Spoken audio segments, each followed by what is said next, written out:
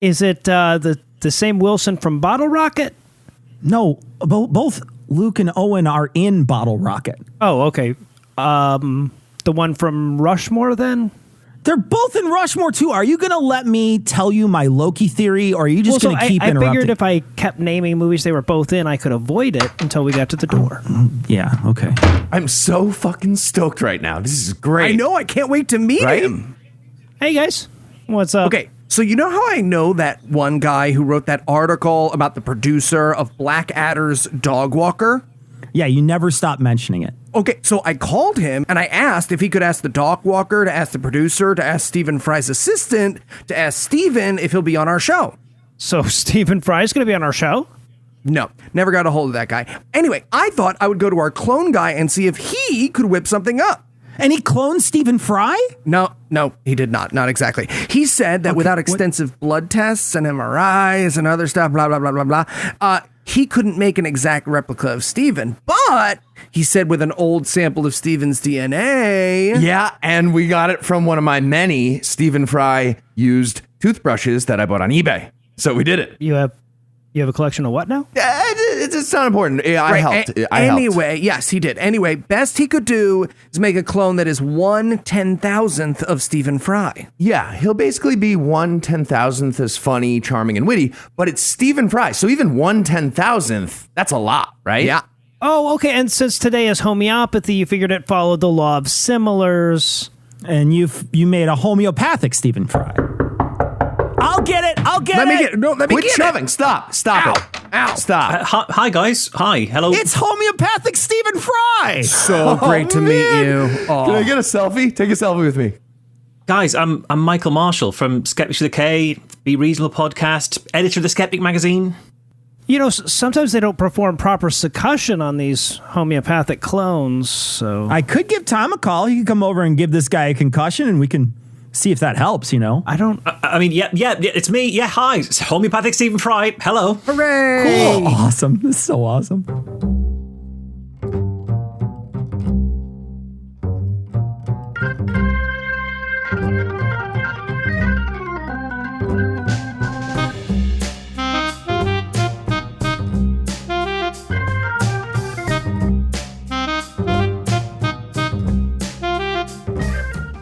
Hello and welcome to Citation Needed, the podcast where we choose a subject, read a single article about it on Wikipedia, and pretend we're experts because it's the internet. That's how it works now. I'm Cecil, and I'll be your old-timey doctor today, but I can't treat you alone. Let me introduce to you my regular cast, my three humors, blood, yellow bile, and phlegm, Eli, Heath, and Noah. Okay, for the record, I think it's weird to introduce us by the troubling stuff we find in our poop, but you're the host, Cecil, so... I knew I never should have angered that witch in the woods. Okay, yeah, that's on you. Okay, for the last time, I'm not a witch, but yes, you should not have done that. I apologize so many times. And also joining us tonight, the editor of Skeptic Magazine UK, the host of Skeptics with a K and Be Reasonable, and an all-around skeptical badass, Michael Marshall. I also want to point out, in this scenario, you're black bile. Mm-hmm. Yeah. I never thought I'd be the one bringing dark humor to this show. Oh, well done, sir. Hey, patrons, you're the best. And if you'd like to learn how to be the best, stick around till the end of the show. And with that out of the way, tell us, Eli, what person, place, thing, concept, phenomenon, or event we hound Marsh about today? Homeopathy. All right, homeopathy. So, Marsh, you've been fighting against this nonsense for years. Tell us all about homeopathy. Okay, in order to understand the history of homeopathy, we first need to take a look at the history of actual medicine. No. Real stuff. Do magic water shaking. All right, but don't worry, right? It doesn't mean I'm going to go all the way back to the Egyptians or the Etruscans or the Mesopotamians here. Okay. You know, you'd have to be an arsehole to start an essay going back that far. But mostly it's because I don't really need to do that. For pretty much all of recorded history, medicine basically sucked. Before antibiotics, pretty much any infection could kill you, which is a problem because... before we worked out germ theory, we didn't actually realize infections were a thing. I just want to point out homeopathic Stephen Fry over there hid his lack of knowledge behind my asshole. It's just, probably some very interesting medical history out of Egypt. That's my job, Marsh. Okay, so back then, doctors were operating with pretty much zero understanding of how the human body actually worked. So their best attempts at treatment consisted of leeches, trepanation drills, and straight-out bloodletting, which is a shame. Firstly, because too much blood has rarely proven to be the cause of any disease. Except in the case of my poop. Okay, no. Except in that case. And secondly, because of that whole, even if you get a mild infection, you might die thing. That's a problem. Okay, doesn't it seem like the leeches thing would have gone away at least a little bit faster? It took centuries of leeches not dying of rickets before they thought maybe that's not how it works. Shouldn't they get the thing? The leeches? People still pray, Heath, to this day. Yeah. So, no. Maybe we need to try leeches on them. So that's basically how it was before the 1840s, when Semmelweis, Snow, and Pasteur came along, figured out that germs were a thing, and started to get to grips with how diseases actually worked. You know, if you saw a doctor before that point, there was a pretty good chance that their treatments were more likely to kill you than whatever was actually wrong with you. And people were understandably a bit worried in the face of all that medical barbarity and butchery. And I mean those terms literally, because often the people playing doctors were actual barbers and actual butchers, i.e. the guys who had a reliable access to the sharp knives. And so, with that in mind, anyone who put forward a treatment that was less guaranteed to kill a patient was always going to turn some heads. And so, the stage was set for one Christian Friedrich Samuel Hahnemann. So Hahnemann took a job as a doctor in Germany in 1781, but he gave up his position 3 years later after becoming delusioned by all of the bloodletting and the ensuing constant stream of dead patients you've got to deal with from all the bloodletting. So he began looking into other ways that you could treat people, and he came across the work of a Scottish physician and chemist called William Cullen, who claimed that he was able to treat malaria by giving patients cinchona, which is made from the bark of a Peruvian tree. And Cullen claimed that cinchona worked because of the bitter taste that it had. But Hahnemann, to his credit, called bullshit on this, pointing out that other things that tasted bitter didn't treat malaria. So he did what any good skeptic would do. He ate a whole load of cinchona. Okay, who said, but you don't have malaria? This is serious. Get out. I'm doing something serious. Now I don't have the hell out of malaria, motherfucker. So. The period of history when I'll eat whatever the fuck this is till I get to the bottom of this medical condition was the better alternative to mainstream medicine. So, according to Hahnemann, soon after he ate all that cinchona, he became quite ill with joint pain, aches, and a fever, which are also some of the symptoms of malaria. Wow. Coincidence? Yes, it was coincidence. Yeah. Absolutely. It just turns out lots of things cause those symptoms. Yeah. But Hahnemann didn't realise this, nor did he realise that cinchona actually can treat malaria, but the way it works is because of a chemical contained within it that kills the parasite responsible for malaria. And that chemical is called quinine, and it is still used today to treat malaria, and, if you remember the intellectual dark web, also COVID, because the quin bit of quinine is the quin bit in hydroxychloroquine. Coincidence is a proud sponsor of anti-vaxxers. Coincidence, powering anti-vaxxers since 1998. Oh, man, I can't believe anti-vaxxers got a sponsor before our podcast, guys. What a bummer. Really, Eli? You really can't believe you've made multiple "there's blood in my poop" jokes so far in this episode. Touche. All right. Touche. Still, Hahnemann didn't know any of this, because how could he? This is before we knew that malaria is caused by parasites, or before we knew about parasites, and it was fully 50 years before we even knew about germs. And so Hahnemann came to a radical and completely incorrect conclusion.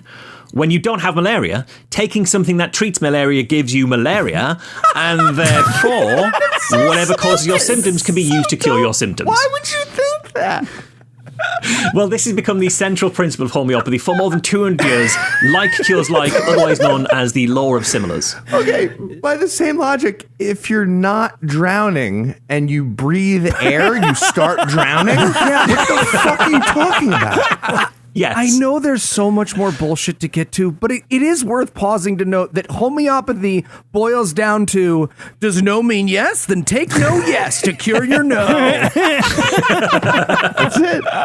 That is exactly it. So is hay fever making your eyes water? Here's an onion, which also makes your eyes water. Ergo, it'll cure your hay Here's fever. some sadness. There you go. Can't sleep? Take some coffee. You'll nod right off. Upset stomach? Here's some actual arsenic. That'll cure what ails fails you. Yeah, and for the avoidance of doubt, right, given that this is a comedy show, just to be absolutely clear, I'm 100% serious about all of those. The homeopathic insomnia cure is actually coffee. And onion is genuinely a homeopathic treatment for hay fever. And arsenic really was, and still is, used by homeopaths to treat digestive disorders, as well as ailments characterized by burning pain, aka syphilis. So, despite what you might have surmised by this point, Hahnemann wasn't an idiot. And even he could see that, for example, taking large amounts of coffee to cure insomnia or taking large amounts of arsenic to cure your stomach problems would have some undesirable side effects. Yeah, I still surmise he's an idiot. I know what you're saying, but okay, whatever. Smart science guy, go. Yeah, but he thought all of these things, they'd have some undesirable side effects. Or, as it happens, just regular effects. Those are just effects that you're worried about there. So he realised that if a large dose just worsens a condition, then what you need to do is dilute the remedies down, because according to his reasoning, diluting it would get rid of the harmful side effects while retaining the vitalistic energy of the original substance. Energy, right? Yeah. Which he thought was the key to the actual treatment. And he actually believed that diluting the medication made the medicine stronger, and the more diluted the homeopathic remedy, the stronger it would be. And he called this the law of infinitesimals, and it continues to be one of the most important factors in homeopathy today. Okay, just doing a little quick math. So the ultimate homeopathic medicine would be literal nothing, Seems like zero, or a negative amount It of would something, be. right? Now, when we talk about Yeah, dilutions... talk about dilutions, not something boring like Etruscans or Mesopotamians. That's very important. When we talk about dilutions, it is genuinely hard to overstate just how dilute Hahnemann meant. So, let's say you wanted to make one of those classic arsenic-based syphilis cures, you know, for a friend. Keith is the friend. Keith is the friend. Keith is the Why friend. did I become STD guy as like a bit? I don't like any of this. So to do that with homeopathy, you know, you'd start with your single drop of arsenic and you drop that into 9 drops of water to make a 1x potency based on the Roman numeral for 10, or you drop it into 99 drops of water to make a 1c remedy based on the Roman numeral for 100. We'll call that step 1, but that's nowhere near strong enough. So if you take a single drop of your 1c remedy and put it into another 99 drops Jesus of water, Christ. you'll make a 2c remedy. And for those keeping count, that's about 1 drop of arsenic into 9,801 drops of water. And then you repeat that step again for a 3C remedy, and again for a 4C. And generally speaking, homeopathic remedies would be administered at around 6C at the least dilute, which is the equivalent of 1 milliliter of arsenic in 941,480,149 litres of water, or 250 million gallons. And that's the weakest remedy.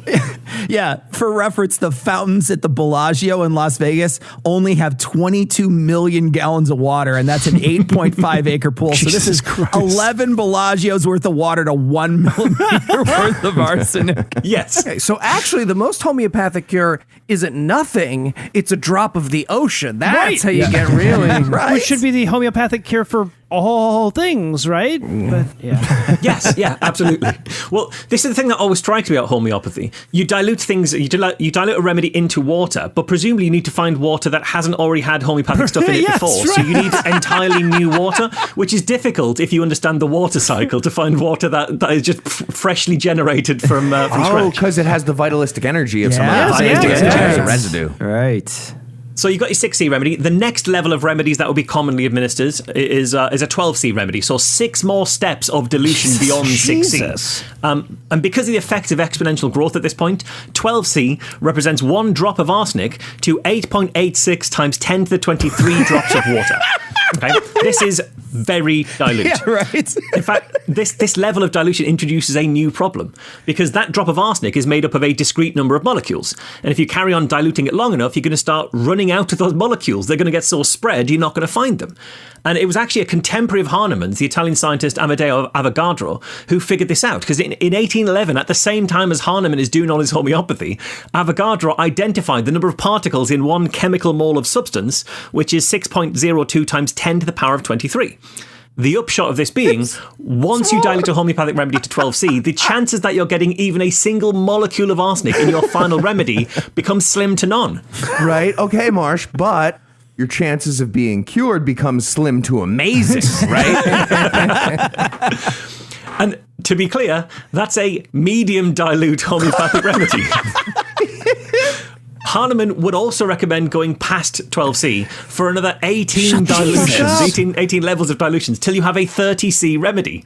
Now, for a 30C dilution, to guarantee that you definitely got even one single atom of arsenic in your final remedy, you need access to a body of water the size of the sun and then another 9 suns. Jesus Christ.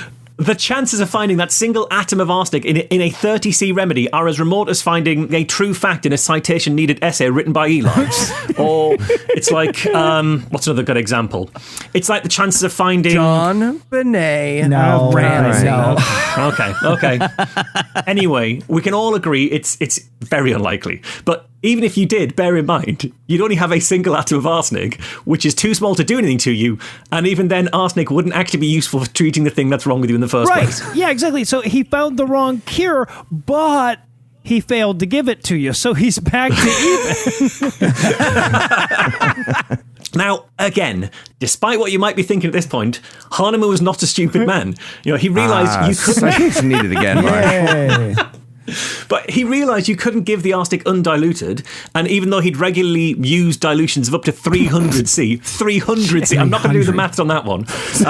He did realise that plumber with all that water. But he did realise that diluting arsenic into loads and loads of water risks losing out on what made the arsenic special. And so he came up with a third law, which was a way to ensure the vitalistic force of the arsenic remained in the remedy even after the arsenic had been diluted away. And this is what he called the law of succussion, which is the third and final law that homeopaths would take as gospel for 2 centuries. The best comment I saw about dilutions is from Shiloh Madison. He said, if homeopathy is real, then dumping Osama bin Laden's corpse in the ocean just cured the world of terrorism. So let's talk about succussion. Succussion is based on the idea that vitalistic force in any particular substance is all about vibrations and energy. Living things have a vitalistic force. And so when you introduce the original substance into the water as you dilute it, you can get the water to vibrate the same way and retain the same energy as the thing if you smack it around a bit. And it's not that clear how much smacking around is involved. A bit. It's fine. Because some places say you need to bang the container of remedy 10 times. Some say it's got to be 10 times through each axis, or on all 3 axes. Some say you need to bang it against a wooden surface or a leather-bound book. Some even specify it has to be a Bible. Jesus All right, hear me out. We bang it 1 bajillionth of a time against a quark of a wood molecule. I feel like that's going to be the powerful shit right there. But the idea here is that if you beat it enough, the water will just remember what you want it to. Yeah, my dad's belt helped me remember not to make any noise while he was sleeping it off. So Jesus I think this works. You were just being succussed. Yeah. That's all it was. It was not child abuse. But this process is called potentization, and it helped Hahnemann explain how it worked even once there was no arsenic left. The water that used to have arsenic in it retains the vitalistic memory of the arsenic, and you can succuss that energy into the next water at the next dilution, like a molecular game of telephone. The same principle has been used by homeopaths genuinely to restock their pill supplies, because what they do is they take one of their homeopathic pills, put it in with a load of blank sugar pills, and then succuss the whole thing so the vibrational memory passes from the homeopathy pill into the rest of the bottle. Oh, God, what the fuck? They fucking add 1 magic pill to a bunch of sugar pills and shake it like a maraca? What do you think these pills are? The Delta variant? Come on. That's ridiculous. Don't be silly, Cecil. Homeopathic pills aren't made in a lab. That's not real. Interesting. So that's how homeopathy is made. Or at least that's one way homeopathy is made. It's not actually my favourite way of making homeopathy, because when you think about it, when you do it that way with the successive dilutions, 1 pot in the next pot, 1 flask in the next flask, it takes so much time and effort and crockery to make a remedy like that. And if you want to get to the really strong stuff, the 300C remedies, it's going to take forever to put a drop of a time into a beaker of 99 drops of water 300 times. But in 1829, there was a Russian government official and homeopath called Semyon Korsakov who invented a way of speeding this whole process up, and his process is amazing.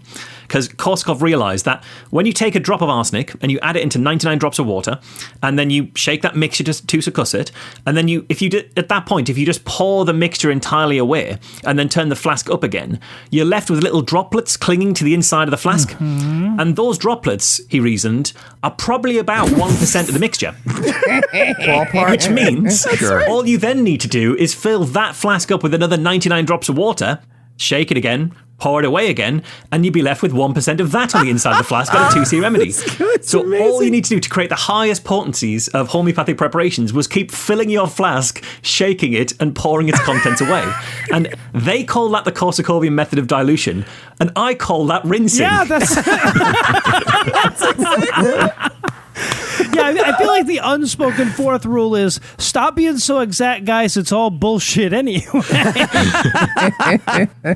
It's like people asking me for a dry martini but like a billion times over again, homeopathically with vermouth like sprayed in and poured back out. Fuck you. So that's homeopathy. It's the art of taking something that doesn't do what you think it can do, diluting it until it's no longer there, and then calling it medicine. That sounds fucking stupid, man, for sure. Oh yeah, no, Cecil, it absolutely is. But it was still better than seeing a doctor in the early 1800s. Oh, I mean, I'm glad we left that in the past then. Yeah. Yeah, about that. Okay. All right. That sounds like there's a lot more to this story. So we're going to take a break for a little apropos of nothing.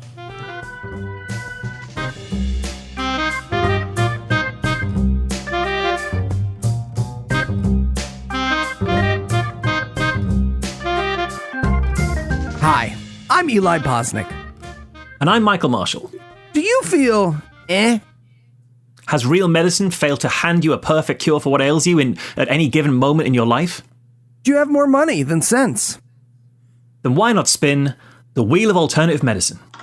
Each spin of the Wheel of Alternative Medicine is guaranteed to provide you with a confident charlatan dressed as much like a doctor as is legal in your area, complete with diagnostic tools that you've never seen before. But without all of the discomfort of actual diagnostic tools. Ooh, a caliper. That's right. Plus, everything on the Wheel of Alternative Medicine is presented as ancient or Eastern in origin. Oh, wow, that plays right into my innate racist belief in the magical minority. It sure does. And if you won't tell that most of this stuff was invented by white people in the early 19th century, we sure won't. Wink! The Wheel of Alternative Medicine. What's the harm? Ow, my neck. Oh, shit. Sorry, that happens a non-0% of the time. Yeah, quite a bit, actually, yeah. So, yeah, statistically, it happens a lot. I guess I'll have to make Christian movies now. You do. You do.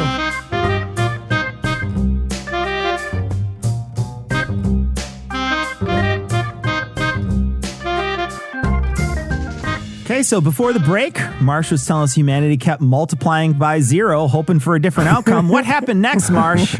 So, as you can imagine, while homeopathy doesn't kill people the way medicine did in 1800, it isn't actually effective because those diluted portions don't contain anything. That's one of the reasons, but yeah, okay. Sometimes the human body does just get better on its own. And in every case of someone feeling homeopathy was actually successful, the person taking it would have had exactly the same success without it. Because at best, your body just fixes itself. But at worst, you delay real treatments and your condition gets worse. And that starts to really matter once real medicine starts to get its shit together and starts coming up with things like penicillin, hygiene, medications, vaccinations, and treatments that actually work. Because even though homeopathy doesn't work, that hasn't stopped it gaining a surprising amount of popularity to this day, and it's been exported all across the world. Homeopaths like to say that homeopathy is the second most popular form of medicine, which it's a bit like jumping out of a plane with the most popular alternative to a parachute. That popularity means nothing when the ground is coming up to meet you fast. Yeah, that's Paul Walker's last words, actually. Oh, too soon. Okay, I mean, after real medicine, second place is fake medicine. That's true. It's a weird, it's colloidal silver medal for you there. Great work. I was like, wrong. It's the second best thing after right. Yeah. I mean, Yep. So obviously, I recognise this is an American podcast. There is zero point me talking about anywhere else in the world before I've told you about America. Thank you. Marsh gets well, it. the thing Thank is, you, when you yes. start in Tuscany or Iraq, people call you an arsehole, Marsh, so you have to watch out for that. That's true. Be careful. So the first homeopathy school in America opened in 1835, and within a decade, the American Institute of Homeopathy was established. And then by 1900, the USA had 22 homeopathic colleges and over 15,000 homeopathic practitioners. Okay, serious question. How do you fail one of these programs, right? What possible measure of failure can there be at unstandardized nothing?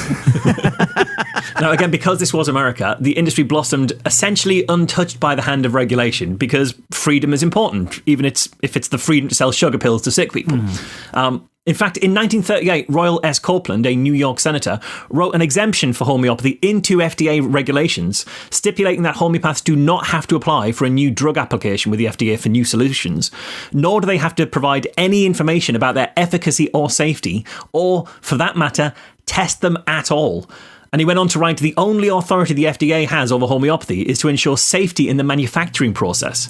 And we'll put a pin in that for now, but suffice to say, 70 years later, homeopathy is an estimated $3 billion business in the US. Wow. Okay, I feel like a homeopath went to the FDA office in like 1938 and spent 72 hours pouring out beakers over and over, and they're like, yeah, fine, all your stuff is approved forever, whatever, that's enough, and then there's nothing by the end. This is ridiculous. So meanwhile, things in the UK weren't a whole lot better either.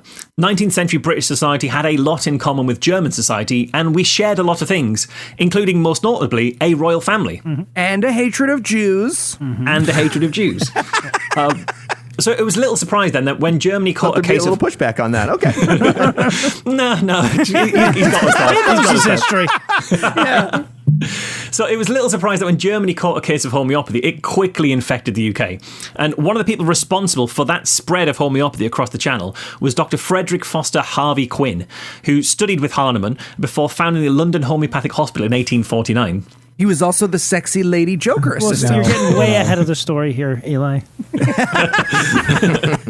And after the London one, other homeopathic hospitals soon followed suit, including in 1887 here in Liverpool, where I live, which had a homeopathic hospital for over a century. And we'll put another pin in that for now. I bet you wanted to put a lot more than a pin in it, though. Homeopathic hospital is a garage where they power wash you and you go home? Like, what the fuck is it? Dr. Quinn was a prominent figure in London society, and he was very well connected, having been physician to Queen Victoria's father-in-law, Prince Leopold, the father of Prince Albert. He was a personal friend of Charles Dickens, and he was godfather to one of Dickens' children. And the Dickens connection is really interesting to me because it appears that Dickens thought homeopathy was complete bullshit, or at least initially. In 1837, Dickens was writing a satirical article for a monthly magazine called Bentley's Miscellany, and he wrote about a fictitious meeting of the Mud Frog Society for the Advancement of Everything, which was very clearly poking fun at the recently founded British Association for the Advancement of Science. And in the notes he wrote of their invented first meeting, Dickens wrote about the discoveries of one Professor Muff, who demonstrated, quote, convincing proof of the wonderful efficacy of the system of infinitesimal doses. And Dickens describes how Muff dispersed 3 drops of rum through a bucket of water and then requested a drunkard to drink the whole thing. 3 drops of liquid per muff. Was he the great-grandfather of Ben Shapiro? What was the result, writes Dickens? Before he had drunk a quart, he was in a state of beastly intoxication, and 5 other men were made dead drunk with the remainder. And then the fictional professor in Dickens' story goes on to explain how the man could be sobered up with a 25th part of a teaspoon of soda water, and how paupers of the workhouse could be adequately fed using just a 15th of a part of a grain of rice. Or you just take the leftover boiling water and you like punch it 10 times, right? 'Cause it remembers. So that was the UK then. Fast forward a century, and the UK comes to the realization that it is completely barbaric to let poor people die simply because they can't afford medicine, which is a realization I'm sure the USL will come to in any day now, guys. I'm sure you're just you're on the verge of it, I can tell. We're solving that problem a different way over here. Yeah, you're trying to work it out in payroll is what you're doing. And thus the National Health Service was born. But by this point, homeopathy was pretty well established in British society and had even gained royal patronage. So it was almost inevitable that the board tasked with figuring out what a National Health Service should cover would suggest that homeopathy be included. And so it was that the UK came to have taxpayer-funded homeopathic hospitals in London, Glasgow, Bristol, Tunbridge Wells, and Liverpool, where I live. And while the homeopathy that was available in the NHS was almost certainly for self-limiting conditions or for the management of chronic conditions where the best thing that we could do is nothing, private practicing homeopaths have been found claiming to treat cancer, prevent malaria, cure autism. And that's just the stuff they've told me. That's just the stuff they've tried to sell me personally. They generally suggest inert sugar pills are the solution to every health crisis you could possibly face. Well, not including themselves, but yeah. Pretty much. Definitely not diabetes. Okay, so hard truth here, though, backing up a little bit. Given the number of people we've got who refuse to take the free medicine when it's offered to them, I don't know that America deserves a national health service. Oh, it's so true. That's bleak. I'm going to the Dick's Sporting Goods to get my healings from now on. Tim, I'm proud to be an American. I think it's about time we started pulling out some of those pins we've been putting in. And to do that, we need to deal with the elephant in the room, or at least the skeptic on the Wikipedia page. Because I know the pitch of this show is we read a single Wikipedia page and became experts on it. But I think, well, I presume this is the first time that Wikipedia page has actively referenced the person writing the essay. Because there wasn't a section on the Action Park Wikipedia page where they made a passing reference to the time someone kicked Heath in the stomach so hard he shat himself and threw up at the same time. Really, Marsh? Really? You too? Sorry, it's in the contract. I can't help it. With whom? Your contract? With Eli. With Eli. Yeah, right. Okay. Was I not supposed to sign that? Shit. I also vomited. Whatever you said didn't even make sense. But as you come to the sections of the Wikipedia page that start to discuss criticism of homeopathy and the pushback against it in the UK, you start to get references to my work. So it talks about the time a campaign group called 1023, after the Avogadro number, highlighted the lack of active ingredients in homeopathy by taking large overdoses altogether. And it talks about how the NHS was recommending against prescribing homeopathy in 2017, which came after my charity brought a legal challenge to homeopathic prescriptions to get that recommendation in place. And it talks about how the Bristol Homeopathic Hospital closed in 2015. It doesn't mention the Liverpool Homeopathic Hospital, which closed a year later, or what brought about those closures. And while my modesty precludes me from talking about any of that in detail, though it obviously didn't prevent me from bringing it up in passing naturally, there's one bit on the Wikipedia page that I literally only noticed while writing this essay, and I really did want to mention it. Okay, listening to a British guy humble brag about his lifelong victorious campaign against homeopathy is basically skeptic jerk-off encouragement. That's what it is. Okay. Pretty sure it's called jerk-off instructions, Cecil. Are you getting a softcore version? Eli, when you reach me in Cecil's age, you kind of need somebody giving you like a, you can do it now and again, and that's what we need. Yeah, exactly. I go to boomer porn sites. Thank you very much. Just a girl in a thong buying a house. So on the Wikipedia page, under the heading plausibility of dilutions, which is the bit that talks about the homeopathic overdoses I was doing, there's this image that illustrates a diluted remedy. And the image that they've chosen is a 15C remedy of lustrum palustra, which struck me as a bit odd because 15C is an unusual dilution. It's not a normal dilution that's often used. And also, lustrum palustra isn't a very common remedy. But the caption below, I think, explains it, because it says it's a homeopathic preparation made from marsh tea. And I think that might be an Easter egg about me. Interesting. Marsh, just wait till you see the page about Scotland. They are huge fans, buddy. They love you. So while in the UK, homeopathy is taking the kind of bruising no amount of diluted arnica could heal, it does remain popular elsewhere in the world. You know, it's absurdly common in its native Germany. Doctors are routinely taught homeopathy at universities, and most pharmacies sell it. The homeopathy industry in Germany is worth something like 650 million euros a year. And about 60% of Germans said they've tried it, according to a survey in 2014. Though it's worth pointing out that tried it might just be, I was given it once, it was useless, I've never bothered again. Yeah, okay. Also, 6 out of 10 Germans tried it. Not the greatest ad slogan. Maybe don't advertise that. Homeopathy is also a $400 million industry in France. But positively, in the last year, they removed homeopathy from their health system coverage, at least. Yeah, not at all fun fact. They don't have a special "this is bullshit" marking on homeopathy in France. So if you're there and you're sick, you gotta fucking Google Translate "is this real" anytime you buy medicine and hope the pharmacist knows what the fuck you're talking about. Yeah. Okay, I mean, but the French word for homeopathic is just homeopathic in a French accent. So I feel like you could just do that with a question mark tone. I know I'm too late now, but maybe the next time. What is this, a wine bar where the waitress says my French is much better than Heath's? Get out of here, Noah. We're not. We're just gonna make up new stories in the middle of the show. We're just gonna make things up that happened that aren't real. That's fine. That's fine.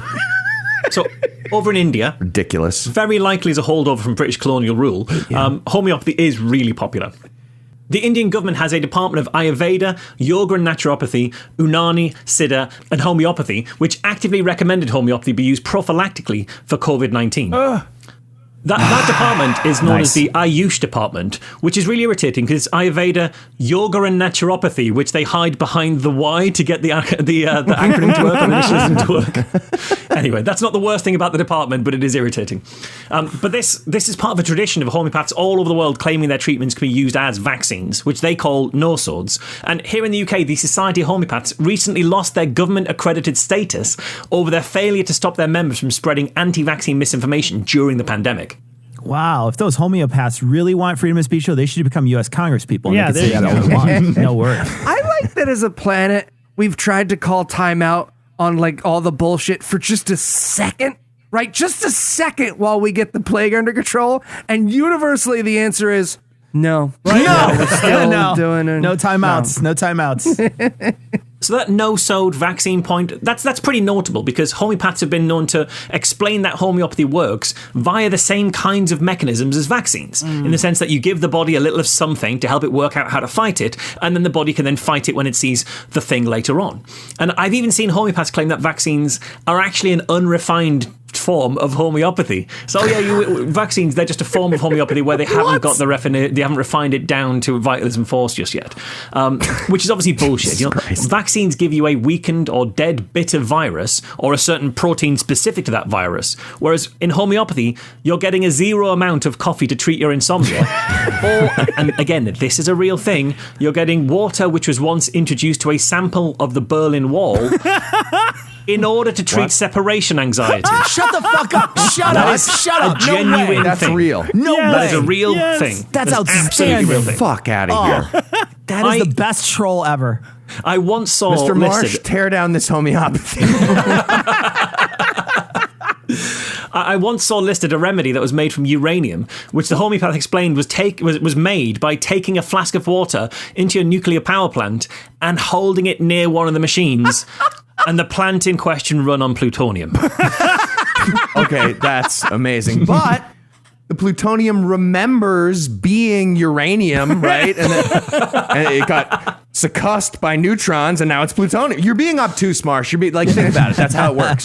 Hey, I don't want homeopaths to get into nuclear power plants. If a homeopath has gotten into your nuclear power plant, something has gone terribly wrong. Okay, it depends on where in your nuclear. There are places in a nuclear power plant where that would mean something went terribly right, Eli. I'm just going to Yeah, that's true. legally I can get Withdrawn. any more specific. Okay, there's one more pin I do need to take out before I wrap up, and that brings us neatly back to the United States. So remember that line about the FDA only having jurisdiction over the safety in the manufacturing process? Well, in 2011, the UK's biggest homeopathy manufacturer, Nelson's, tried to get a license to export their sugar pills into the US. And Nelson's used to supply some of the homeopathic hospitals in the UK, and they make most of the homeopathy that's on sale in Boots, which is the biggest pharmacy chain in the UK. But because they were exporting to the US, the FDA had to examine their manufacturing process in detail, and then the report on what they found is genuinely extraordinary. Podcast listener, Marcia's put a link to this report in our notes, and not since the fucking Mueller report have I seen an adult trying to keep chill while being like, bad. No, bad, no badness. Bad. It's superb. It's my favorite FDA report. Because first of all, the FDA reports that the glass vials that Nelson's would use to sell their products in, they'd occasionally break on the assembly line, and the resulting glass fragments would then find their way into the other vials, which risked a customer swallowing that fragment of broken glass. That cures myopia, though, right? But Nelson's response was to say no customer ever complained about it, which is a bit like a restaurant saying it's totally fine to have rats running around the kitchen because no customers ever noticed a hair in their food, so it's fine, don't worry about it. right. No customers ever complained about glass in the bottles. Like, yeah, sure. There was one that tried to complain, but blood just shot out of his mouth like a fountain, so we tallied it to a no comment. It's like, that's a no comment. That one doesn't count. That's not even the worst bit of the report. There's other bits that get even better, because when it comes to how Nelsons were doing that succussing, the shake and the vibrating of the pills, the FDA found, quote, that 1 out of every 6 bottles did not receive the dose of active homeopathic drug solution due to the wobbling and vibration of the bottle assembly during the filling of the active ingredient. The active ingredient was instead seen dripping down the outside of the vial assembly. And they explained that Nelson's lacked controls to ensure that the active ingredient is delivered to every bottle. Okay, but technically, everyone lacks the controls to keep one echinacea molecule in the right place. But still, you're stupid. That's a weird way to describe it, how you're stupid. So, according to the FDA, for the biggest homeopathy manufacturer in the UK, 1 in 6 of the vials of homeopathic pills they were selling never actually included any homeopathy at all, and nobody ever noticed the difference. Right. Nelson's revenue is currently $76 million a year. Oh, amazing. God. And look, when your main ingredient is nothing and you still cheat 1 in 6 of your customers out of it, revenue and profit are super similar numbers, I think. Yeah, right. Hey, Marsh, do you want to switch sides? Look, we might not get glowing reviews on Wikipedia, but we will have a yacht. The yacht would be nice. So, homeopathy is a tremendously silly idea about medicine that predates the discovery of germs and defies many of the fundamental laws of physics, chemistry, and biology. Not only does it still exist today, but it hasn't changed in its fundamental principles 1 iota in over 2 centuries, and the people who practice it act like that's a good thing. While the sugar pills that bring in billions of dollars in profit worldwide are completely ineffective, homeopathy is not harmless. It's killed people, and it continues to kill people. Some of them by inaction, thinking that they were treating their illness when they're really just watering it down with sugar pills and tap water. And others have been injured and killed through negligence when homeopaths include real substances in their pills, either through contamination or through improper dilution. Homeopathy is still harming people, monetarily and physically, more than 150 years after Charles Dickens wrote a whole piece about how it's complete bullshit. And if you had to summarize what you learned in 1 sentence, Marsh, what would it be? When it comes to homeopathy, nothing is as good. And are you ready for the quiz? I am positively potentized for it. All right, Marsh. I couldn't help but notice that Wikipedia left out that you have a series of dedicated fan sites created by some secret admirer out there. Which of these fan sites is your favorite? A, bigjizzymancow.com. I don't remember why I did that one. B, conspiracyblowerupper.com. C, skepticoftheyear.com. D, marshdidcovid.com. Or E, Eli and Cecil besties5ever.com, the wedding website complete with guest book I made using a picture of Cecil and his actual wife in 2018. Nice. I'm going to have to say B, conspiracyblowerupper.com, because I think this is the first time I'm hearing about that one, and I've yet to see what's on it. By the way, I just checked bigjizzymancow.com. That goes, yes, straight to your Wikipedia page. That's real. Brilliant. Yeah, Fantastic. Yeah, Nice. lovely. So, you can streamline the process if you want to tell people about it. All right. Marsh, I got one for you, too. Which of the following is the best song from the anti-homeopathy musical that you are writing? Is it A, Memory? B, Droplets of Jupiter? Fantastic. C, Hasadiga Placeboi? Or D, Dilutions of Grandeur? Nice. That's amazing. So good. They're all great. They're all great. But Hasadiga Placeboi is incredible. That is absolutely superb, Heath. That is correct that it's superb, but is incorrect. Not D. We were looking for D. Dilutions of Grandeur. No, you're supposed to be right, but yeah. For the thing to work, you were correct, but yeah. It's okay. You can be more right, Noah. Okay. All right. Marsh, what's the name of Samuel Henneman's biography? A, Secret of My Succus. B, The Old Man in the 15C. Or C, Water Shit Down. Oh my word, Watershit Down is amazing. That's fantastic. Yeah. Utterly amazing. That It's Watershit. It's is got to be correct. Watershit Down. It's correct. Absolutely. Okay, I got one more for you, Marcia. People who promote homeopathy in the modern day should be forced to use other outdated medical practices too, especially A, trepanation, which for those unfamiliar involves boring holes in the skull and then boring more holes in the skull. B, the electroshock anti-impotence belt, which is a real thing that involved electrified rods that were inserted. Where?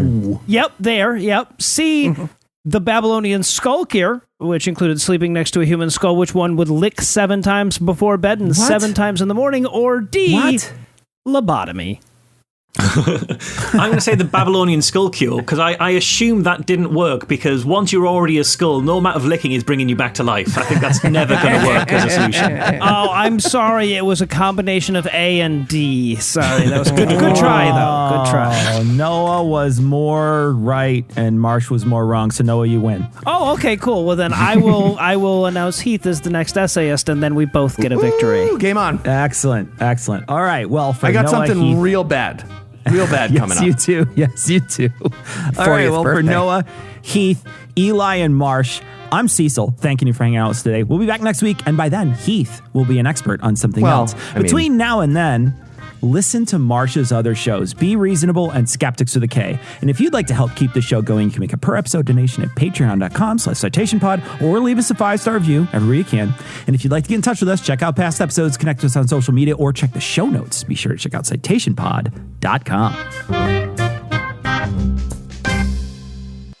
Come on, Marsh. We don't even have to sell anything. We could just sell other people's stuff. Eli, no, I'm not switching over to the other side. But with that money, you'd have so much time for, the stuff that you like.